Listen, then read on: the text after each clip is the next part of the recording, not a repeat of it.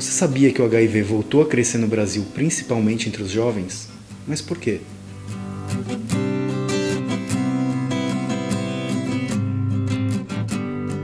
Nós paramos de educar as novas gerações em relação à AIDS. E o resultado disso qual foi? O Brasil hoje, ao contrário, na contramão dos países desenvolvidos, é aquele em que a prevalência da AIDS está subindo nas populações mais jovens, enquanto nos outros lugares está caindo. Subiu 11%. O pior, as maiores vítimas são jovens, de 15 a 24 anos. Especialmente aqueles que estão começando a vida sexual, nós não perdemos a consciência, perdemos a noção do perigo que representa a AIDS. E dentre esses jovens, sabem qual grupo o número de infectados mais cresceu? Uma coisa que chama muito a atenção é que a maior parte dos novos diagnósticos, ou uma população que tem sido infectada com uma frequência muito maior do que outras categorias, é a população de jovens, homens que fazem sexo com outro homem. Assim, né? Tem uma população que é mais exposta, que eu tenho que ser sincera e dizer, que é os jovens e os jovens gays, e é verdade. Mas a AIDS atinge os vários setores da sociedade de um jeito ou de outro. Mas não dá para generalizar, eu acho que não dá para fazer esse tipo de generalização, né? Não dá para gente, da mesma forma como tem o vídeo de vocês, né? Nem todo gay é. Mas claro, não são só gays se contaminando. Hoje em dia nós temos um número grande também de mulheres. De homens heterossexuais, de homens que tiveram relação com mulheres e que não usaram o preservativo. Todos nós somos de grupo de risco. Qualquer um que tiver relação sexual desprotegida é grupo de risco. O HIV não está na cara de ninguém, né? Não está na testa de ninguém dizendo eu tenho HIV. Dentro do baile, mano, não tem ninguém escrito assim, ó, soro positivo. Quem vê cara não vê o HIV. A AIDS é fácil, o HIV não. Negar que gays são um grupo mais exposto é mascarar o problema. O fato de nós termos um grande número de homossexuais, especialmente agora de jovens homossexuais infectados, não ajuda nem um pouco. A gente não vai combater o preconceito negando esse fato, mas sim se prevenindo. Eu acompanho AIDS desde os primeiros casos, tratei os primeiros casos aqui em São Paulo. É muito difícil se livrar do preconceito, porque o preconceito já é anterior ao aparecimento da AIDS, né? Nós temos o maior preconceito contra pessoas que têm um comportamento sexual diferente do nosso, entre outros preconceitos. Isso sempre existiu e eu acho que ainda vai se manter por muito tempo, né? Essa ignorância em relação ao comportamento sexual. Porque na natureza nós não somos iguais, cada um tem um tipo de desejo. Você pode controlar o comportamento, mas você não consegue controlar o desejo. Existem sim mais heterossexuais com HIV do que gays, mas proporcionalmente há uma concentração maior entre os gays. Por quê? Frustrando a ira de preconceituosos, a culpa disso não é um castigo, não é a promiscuidade, que aliás acontece entre todas as sexualidades, e a AIDS também não é um câncer gay. A causa disso é biológica. Um estudo americano revelou uma tabela com os riscos de transmissão do HIV de acordo com cada prática sexual. Olha só. No sexo anal, a chance de contaminação é bem maior. Isso se dá pela maior possibilidade de atrito, fricção e lesões, que às vezes você nem percebe, mas facilita o contágio. Olha, sexo anal não é uma exclusividade de relações homossexuais, né? Os héteros também fazem sexo anal. A prática, por exemplo, do sexo receptivo anal sem camisinha é muito arriscada, então é óbvio, um hétero ainda pode optar se vai ser uma relação anal ou se vai ser uma relação vaginal, embora para a mulher o sexo receptivo vaginal também seja muito arriscado sem camisinha, né? Agora, no caso de uma relação penetrativa entre gays, ou vai ser anal ou vai ser oral, não tem muito como sair disso, né? Ou eu posso estar sendo pouco criativo, né? Corre esse risco também. Lembrando que o peso da prática anal não exime a responsabilidade sobre sexo oral, vaginal ou qualquer modalidade sexual. Lembrando que sexo sem camisinha pode transmitir e contrair outras diversas DSTs. Ou seja, saber que uma prática sexual receptiva anal sem camisinha é a coisa mais perigosa que alguém pode fazer no sentido do risco de pegar HIV. Prática anal insertiva sem camisinha é muito perigoso, porém menos perigoso do que a receptiva. Sexo oral tem um risco, mas é menor ainda que os outros dois. Você que está preocupado, calma. Você não precisa ficar sem dor. Tem solução para isso, gente. Ufa, ele é passivo.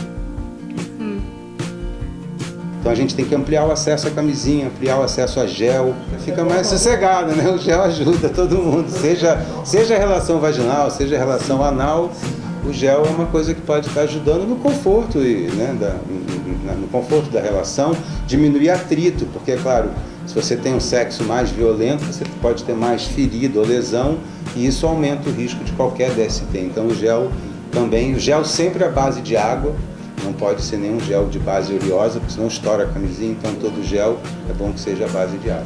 Que tem que usar camisinha todo mundo sabe, mas por que tanta gente vem abrindo mão? Será que perdemos o medo da doença? Nós tivemos uma grande conscientização em relação à AIDS, especialmente a partir dos anos 90, porque naquela época não havia tratamentos e as pessoas morriam depois de um longo sofrimento. Então aquela imagem do doente com AIDS, caquético, emagrecido, cheio de infecções, era uma imagem muito forte, que tinha um impacto grande, especialmente para aquelas pessoas que tinham comportamentos de maior risco. Com o aparecimento do tratamento de alta eficácia, que é o tratamento antiviral que nós temos hoje, essa imagem desapareceu, porque as pessoas infectadas tomam remédio e ficam como você e eu. A doença ela mudou de categoria, de uma doença que era 100% fatal para uma doença que vem se cronificando. É muito diferente do que foi nos anos 80, é muito diferente do nosso passado, de um passado que foi muito difícil para todos nós. Isso não quer dizer que seja fácil viver com HIV. Teve um lado negativo, infelizmente, que foi o das pessoas acharem que a AIDS não era mais um problema, que é só tomar remédio, que você, se pegasse, toma remédio que controla e você não morre mais. Tudo bem, tem a medicação, está evoluindo bem, né? Eles estão conseguindo ter uma vida super natural, né? Pode ir para balada, curtir, fazer academia, dançar, fazer o que quiser, namorar, beijar, tudo. Mas tem os efeitos colaterais. Exatamente, muita gente vive bem com HIV, mas será realmente tão simples conviver com a doença? O efeito colateral vai de pessoa para pessoa. Sim, graças a Deus meu organismo ele reagiu de uma forma assim que é diferente, então eu não tenho muito efeito colateral. Em algumas pessoas te dá ânsia de vômito, e em outras pessoas ela dá tontura na cabeça, e em algumas pessoas dorme demais. Tem um risco maior de ter diabetes, de ter alterações no colesterol e no triglicérides, de ter alterações ósseas. Aí cada organismo reage de uma forma diferenciada. E o seu como reagiu? Através da tontura. Esquecer a camisinha um único dia pode te fazer ter que lembrar de tomar remédio todos os outros dias. Já pensou nisso? Imagine o quanto é difícil para a gente usar uma medicação 10 dias, um antibiótico. Agora imaginou ter que tomar as medicações na dose certa, na hora certa, todos os anos da vida. A chance de você esquecer, de você pular a dose, ou daquele remédio fazer mal para o teu estômago, de você ficar com náusea, ou ter vômito, ou ter diarreia, é muito grande. Porque é muito dolorido mesmo você ver um adolescente pegar 8 comprimidos e tomar 8 comprimidos de uma vez só. E não dá para desistir. Quando você está fazendo o tratamento e que você desiste, ele te derruba mais forte ainda. O uso irregular da medicação é a principal causa que está relacionada com a falência do tratamento. Porque se você usa a medicação de forma irregular, você aumenta a chance do vírus se tornar resistente aos medicamentos. E acredite se quiser, tem gente que se contagiou e se disse aliviado. Onde? Ele disse aliviado, não aliviado. Ah, tá. Certa vez eu ouvi isso de um paciente que falou: puxa vida, eu estou tão feliz que agora eu tenho HIV. Eu falei: como feliz? Não, porque eu sempre me preocupava quando eu ia pegar. E agora eu já peguei, agora eu estou mais tranquilo. Agora que é a hora dele ficar muito mais atento. Não só porque ele pode contaminar outras pessoas, mas se ele tiver uma relação sexual com outra pessoa que tem HIV e que abandonou o tratamento, ou começou, parou e que tem um vírus resistente diferente de um vírus que ele tem, desenvolve doenças graves. Uma maneira de melhorar esses efeitos colaterais é um diagnóstico precoce. O diagnóstico precoce ele faz diferença em relação ao tratamento. Quanto mais rapidamente eu conseguir ser diagnosticado, melhor vai ser a resposta ao tratamento e menos chance eu tenho de transmitir esse vírus para outras pessoas. Portanto, quanto antes fizer o diagnóstico, melhor. Quanto mais cedo, melhor. Por isso, faça o teste. Faz, viado! E hétero, bi, trans, lésbica, todo mundo. O primeiro passo é fazer o teste. Todo mundo que tem vida sexual ativa, que já transou alguma vez, precisa fazer a sorologia. Eu tô aqui no CRT da Vila Mariana e vou conversar agora com Gabriel Dornelas. Ele estava na fila para fazer o teste rápido. Gabriel, conta pra gente como estava a expectativa. A gente sempre fica nervoso, né? Qualquer exame que você faz, você fica nervoso. Exame de HIV, então você fica mais nervoso ainda. As pessoas têm muita resistência para fazer o teste. É o medo, claro que é o medo. Eu tava quase botando um ovo lá dentro, não sei se você viu. Mas esse é um grande passo. Por quê? Porque você, se estiver infectado, você pode se tratar e parar de transmitir o vírus, né? Você sabia que para cada 4 brasileiros infectados, um nem sabe?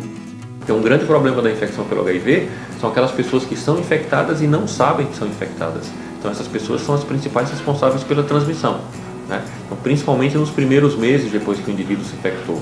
Por quê? Porque a quantidade de vírus que ele tem no sangue é muito alta. Reduzindo a carga viral das pessoas que são portadoras do HIV, eu também diminuo a possibilidade que essa pessoa transmita para outro.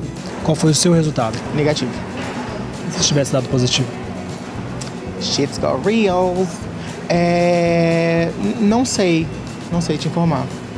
Eu não sei se eu ia contar para as pessoas, eu acho que não. Eu ia, obviamente, me tratar, porque isso é extremamente importante.